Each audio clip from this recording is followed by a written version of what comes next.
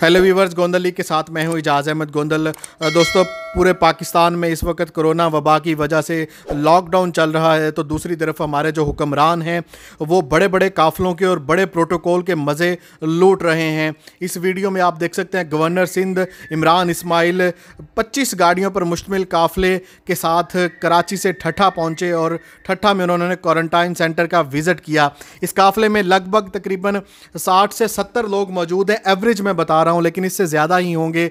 और इस लॉकडाउन, इस दफ़ा 144 के साथ, ये इतने इतने बड़े काफ़लों के साथ ये हुक्मरान जो है वो different hospitals, different quarantine centre में पहुंच रहे हैं। इस वीडियो में आप देख सकते हैं कि ये जो काफ़ला है, ये काफ़ला है चीफ मिनिस्टर खैबर पख्तूनख्वा महमूद अहमद ख़ान का, जिन्होंने पेशावर से 4 सदा हॉस्पिटल का विज़िट किया।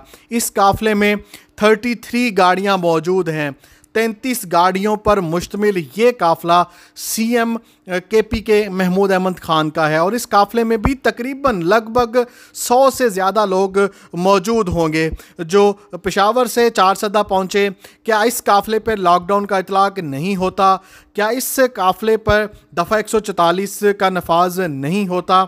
और ये वही हुक्मरान हैं, उसी जमात के हुक्मरान हैं, पाकिस्तान तहरीक इंसाफ की जमात के हुक्मरान हैं, जिनका दावा था कि हम सादगी अपनाएंगे, हम प्रोटोकॉल नहीं लेंगे, हम किफ़ायत शारी का मुजाहरा करेंगे, हम तमाम अपने जो विज़िट्स हैं वो सादगी के साथ और बग़ैर प्रोटोकॉल के विज़िट करेंगे।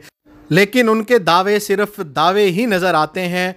गवर्नर सिंध इमरान इस्माइल का काफ़ला आपने देखा 25 गाड़ियों पर मुश्तमिल, और ये सीएम केपीके महमूद अहमद ख़ान का काफ़ला 33 गाड़ियों पर मुश्तमिल है, जो इतने बड़े काफ़ले के साथ, इतने बड़े प्रोटोकॉल के साथ डिफरेंट जगह को जो है वो विज़िट करते हैं। क्या इसका इम्प्रेशन कैसा जाएगा पूरी दुनिया में? और उसके बरकस अगर बात की जाए सीएम सिंध की मुराद अली शाह, जो कि पाकिस्तान पीपल्स पार्टी जमात की नुमाइंदगी करते हैं, उन्होंने 4 गाड़ियों के साथ जो है वो सखर का विज़िट किया। कराची से सखर वो सिर्फ 4 गाड़ियों पर मुश्तमिल काफ़ले के साथ पहुँचे।